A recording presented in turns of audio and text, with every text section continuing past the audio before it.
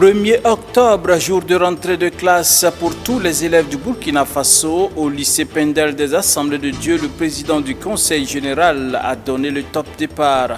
Et c'est le seul titre au menu de cette édition. Dames et messieurs, bonsoir et merci de vous informer sur la télévision de la famille. Sans transition, le président du Conseil général des Assemblées de Dieu du Burkina Faso, le docteur Etienne Zongo, a procédé à l'ouverture officielle des cours pour l'année académique 2025-2026 au lycée Pendel des Assemblées de Dieu. Le président de l'Église nationale a prié pour les élèves et a exhorté les responsables des établissements évangéliques, surtout ceux de l'Église des Assemblées de Dieu, à aimer les enfants et à donner le meilleur d'eux-mêmes pour une école évangélique plus impactante. Eh bien, le reportage est signé Abibala Iboureima et Gédéon Tapsoba. Chaque 1er octobre, c'est la rentrée des classes au Burkina Faso. Et pour cette rentrée académique 2025-2026, au nom de l'Église nationale, le président du Conseil général de l'Église des Assemblées de Dieu du Burkina Faso, le révérend Dr Etienne Zongo, a effectué un déplacement au lycée privé des Assemblées de Dieu Pendel, 6 au sein du site de conférence des Assemblées de Dieu du Burkina Faso, ex-75e anniversaire. Avec le grand respect de notre nation, le président de l'Église nationale y a prononcé les mots d'ouverture des portes donnant accès aux élèves aux salles des classes pour le début des cours. Notre nation dans l'éducation. L'Église des Assemblées de Dieu du Burkina Faso a mis un accent particulier sur l'éducation des enfants pour répondre aux besoins bibliques et aussi accompagner notre nation.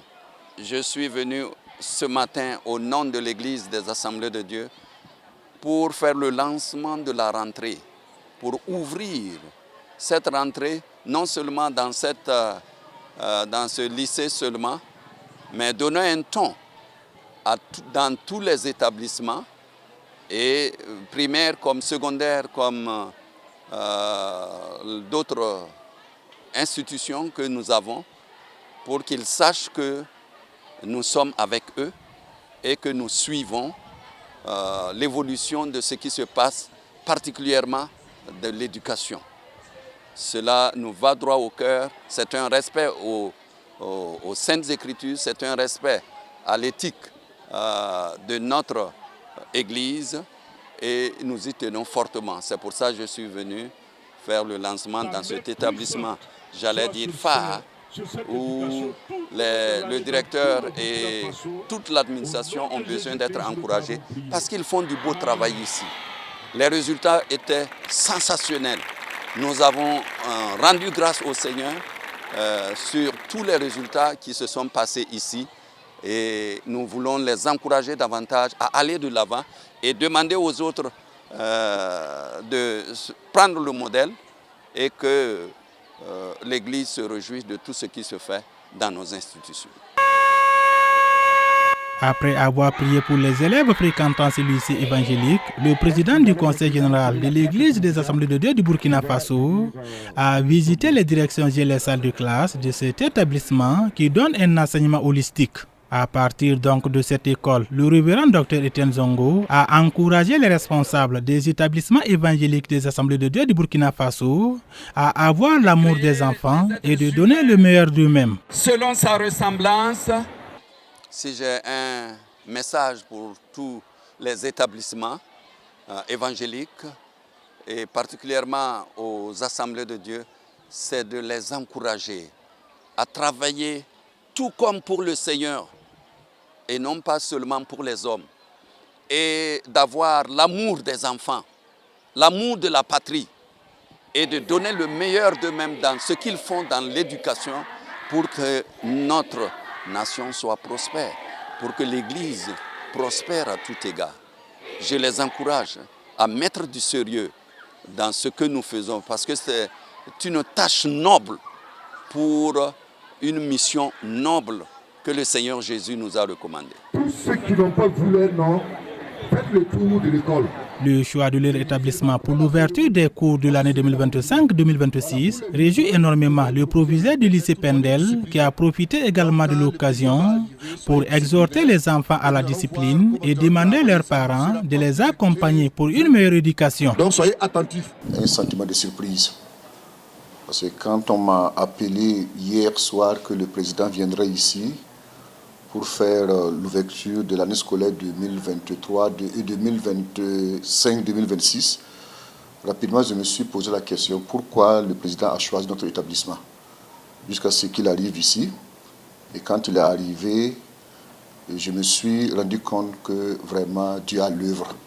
Parce qu'on a vu tout ce que Dieu a fait. Et en écoutant notamment son intervention également, on a vu qu'il nous a beaucoup encouragés. Et même si nous voulons baisser les bras, en écoutant ses encouragements, cela nous permettra effectivement d'avancer et de pouvoir continuer à faire l'œuvre comme Dieu le souhaite. Bon, ce que moi j'ai à dire aux parents, dans un premier temps, c'est surtout de faire confiance en Dieu. Parce que ici, c'est un établissement évangélique, un établissement à titre confessionnel, et nous mettons toujours Dieu à la première place. Comme la Bible l'a si bien dit dans Matthieu chapitre 6, cherchez premièrement le royaume et la justice de Dieu et tout le reste vous sera donné. Donc moi je veux dire aux parents, ici nous mettons Dieu à la première place et après avoir mis Dieu à la première place, nous voyons que Dieu conduit nos pas, il nous dirige et nous voyons que nous avons de très bons résultats. Deuxièmement, c'est surtout la discipline. Ici nous aussi nous travaillons, mais à la maison, les parents doivent également voir le comportement des enfants et pouvoir nous aider.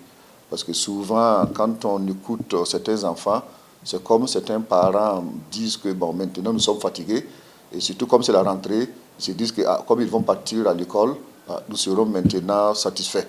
Alors que nous devrons ensemble accompagner les enfants, et c'est par là maintenant que l'éducation sera bonne. Donc moi je voudrais tout simplement dire aux parents de ne pas baisser les bras. Nous sommes ensemble, nous allons faire ce que nous pouvons faire ici. Et à la maison aussi, les parents doivent accompagner les enfants. Et ensemble, nous allons avoir de très bons résultats. Afin de nous passer le flambeau de ta connaissance. Implanté en 2009 avec seulement 2 classes, le lycée privé des Assemblées de Dieu Pendel a aujourd'hui 53 classes, de la 6e à la terminale, avec les séries A et D. Le lycée Pendel a autour de 3800 élèves aujourd'hui. Un peu plus tôt, c'était la rentrée des publicains de la faculté de théologie des Assemblées de Dieu du Burkina Faso, la FATEAD. Enseignants, étudiants et invités se sont réunis l'instant d'un culte, un culte spécial donc pour confier l'année académique à Dieu et entendre bien entendu recevoir des orientations spirituelles. Étaient présents pour nous Déborah Koulibaly et Gédéon Tapsova. C'est dans l'enceinte de la faculté de théologie des Assemblées de Dieu que s'est tenu le culte de rentrée académique ce mardi 30 septembre 2025 à Ouagadougou. Des moments de prière fervente et d'exhortation biblique, enseignants et étudiants ont pris part à ce temps de consécration. Le sens de ce culte, c'est faire toucher du doigt particulièrement à tous les nouveaux entrants, le climat spirituel que nous vivons ici. Et nous faisons de ce culte d'entrée qui est achevé par... nous avons commencé par l'emphase spirituelle pour amener tous les étudiants à se baigner dans un esprit de lecture de la parole de Dieu, dans un esprit de prière et d'ouverture personnelle à l'action du Saint-Esprit, car nous croyons que c'est sous la conduite du Saint-Esprit que tout se fait à la faculté. Cette année, comme nous avons pour thème mise en pratique des 3 R, dans toutes les classes, nous attendons que les professeurs, les étudiants, tout court, puissent avoir un accent particulier pour amener les étudiants à considérer la parole de Dieu comme élément de base principal. Un appel a été lancé à tous les étudiants de la faculté théologie des Assemblées de Dieu dans le but de se soumettre à l'autorité divine. J'exhorte tous les étudiants à se reconnaître comme des appelés de Dieu. Si on reconnaît que je suis là par un appel de Dieu, on se soumet à l'autorité divine, on se soumet à l'autorité établie ici, car nous croyons fermement que nous dispensons ce que nous avons reçu du Seigneur. Et si nous avons reçu du Seigneur, notre ambition, c'est de voir nos étudiants obéir à ces principes dans le sens d'aller mettre en pratique ces enseignements-là. Présent à la cérémonie, l'aumônier de la Fathéade a relevé la mobilisation effective des étudiants de la première à la troisième année. Il a exprimé la gratitude qui anime la communauté en ce début d'année. Pour ce qui concerne les cours, nous avons 3 classes. Chaque année, nous arrivons à enregistrer dans chaque classe au moins 30 étudiants. Et ce matin, nous avons effectivement les 3 classes qui sont venues. Tous les étudiants sont là. Nous sommes donc animés d'un esprit de reconnaissance à Dieu. Et nous allons entamer bientôt les cours. Personnellement, je vais donner le cours sur la théologie contemporaine africaine. Le message placé sous le thème « Demeurer dans la parole de Dieu » a été un message de motivation pour les étudiants en ce qui concerne l'Évangile. Je pense que le message de ce matin pourrait nous aider parce qu'on vient une fois de plus nous donner de la force, nous donner de l'énergie en ce qui concerne l'Évangile. Parce que c'est une puissance qui va nous aider à rayonner dans ce monde. Voilà, comme la parole de Dieu même le dit, nous sommes le sel, la lumière de ce monde. Voilà. Donc je pense que ce message qui a été donné par le papa va bien nous aider. À travers ce culte de rentrée, la faculté de théologie des Assemblées de Dieu rappelle que la réussite académique ne se limite pas aux acquis intellectuels, mais repose aussi sur une solide vie spirituelle.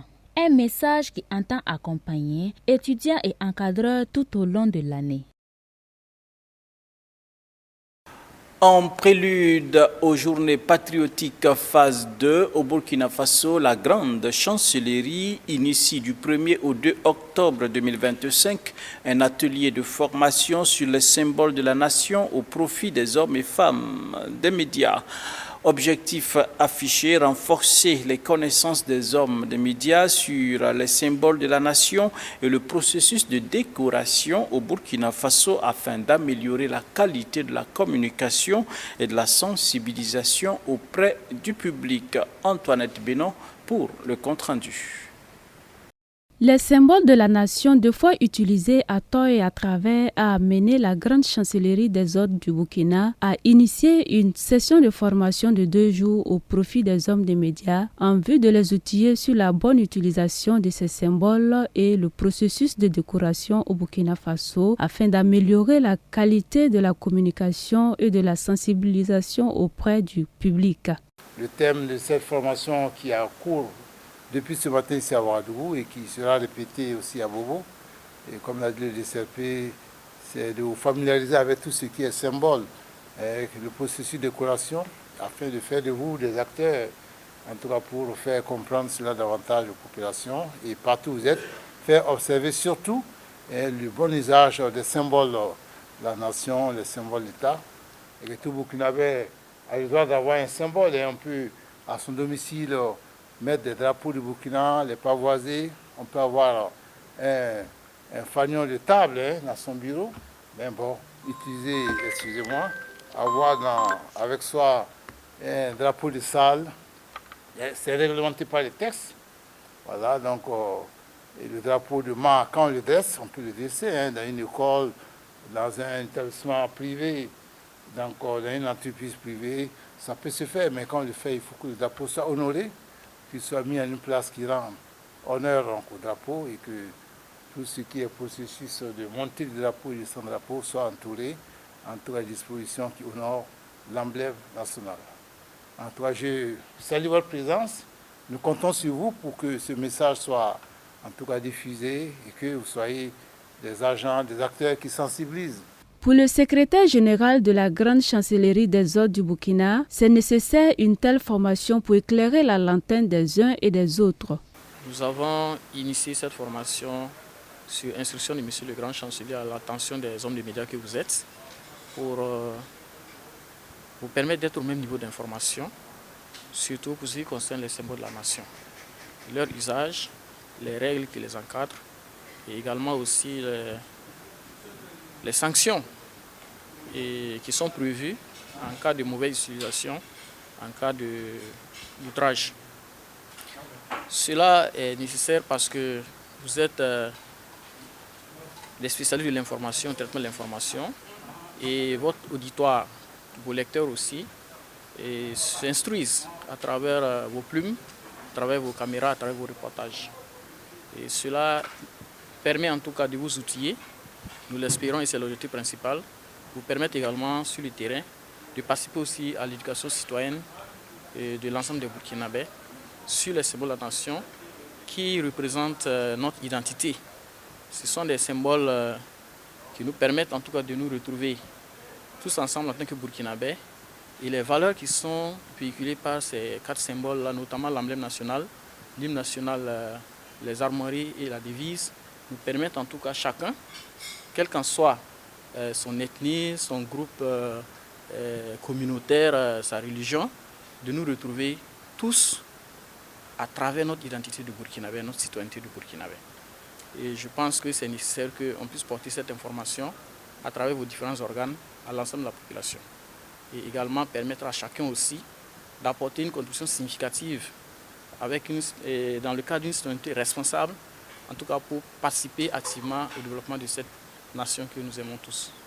Cette formation, qui se tient du 1er au 2 octobre 2025, permettra aux différents hommes de médias de travailler désormais avec professionnalisme en incluant tous les outils appris.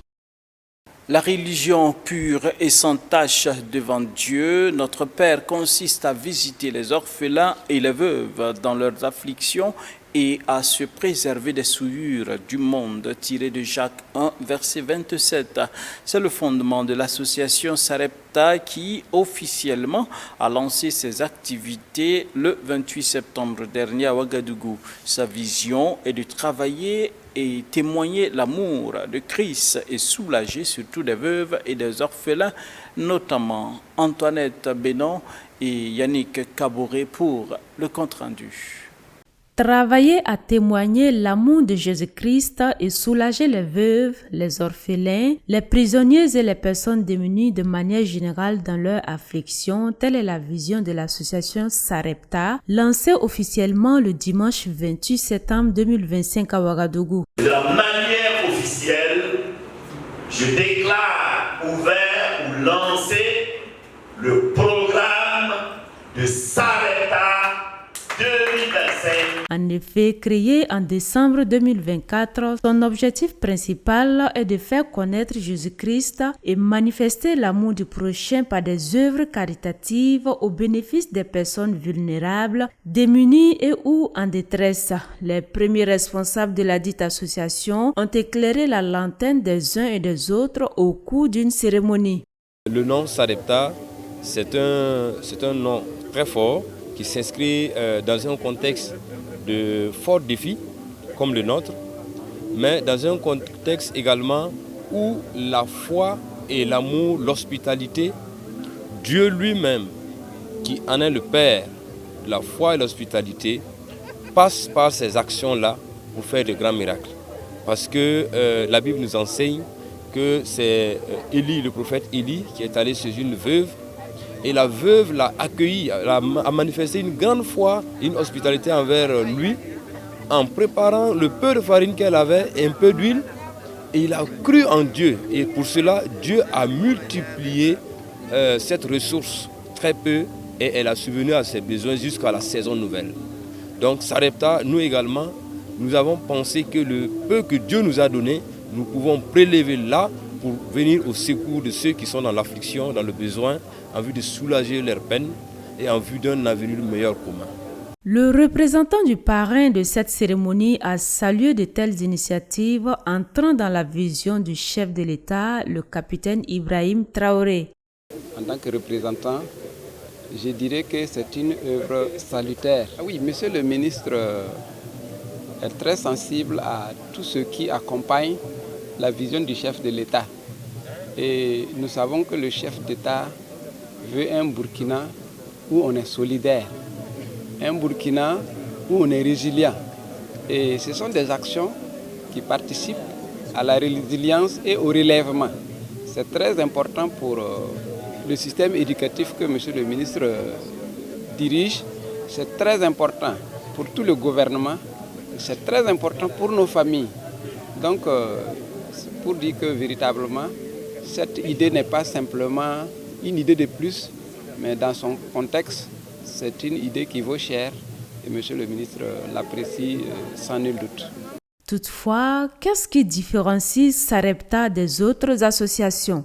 C'est qu'elle est profondément basée sur un diagnostic réel de besoins.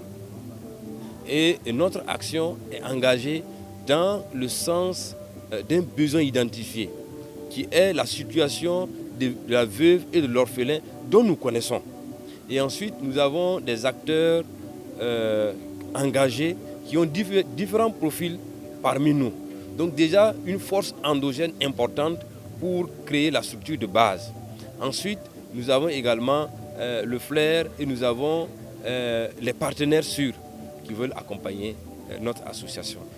Le docteur Jules Compaoré, qui a donné le coup d'envoi des activités de l'association Sarepta, par ailleurs orateur du jour, a encouragé les fondateurs de ce projet à prendre leur appui sur Dieu afin d'atteindre leurs objectifs et donner toute la gloire au Seigneur. Au cours de cette cérémonie, l'association Sarepta a mis en action sa vision en donnant symboliquement des vivres et kits scolaires aux personnes dans le besoin. Un soulagement pour Marie-Michaël.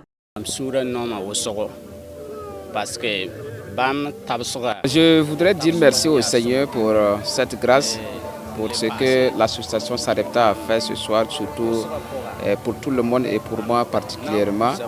J'ai bénéficié des cadeaux et je suis très content. Je voudrais aussi demander à Dieu de bénir les fondateurs de cette association afin qu'ils puissent aller très loin dans leurs activités, dans la grâce et dans la paix du Seigneur. Il faut souligner que l'association Sarepta est le fruit de chrétiens nés de nouveau qui ont reçu un appel de la part du Seigneur et Sauveur Jésus-Christ de manifester les œuvres de leur foi en assistant les personnes en difficulté au Burkina Faso, en Afrique et partout dans le monde. Apolitique, confessionnel de type évangélique, son siège est à Ouagadougou. Et c'est ici que nous mettons un terme à cette édition, dames et messieurs. Merci de nous avoir suivis. Prenons rendez-vous demain pour d'autres actualités sur la télévision de la famille. La grâce toute suffisante de Christ est notre partage. Bonsoir chez vous et à demain.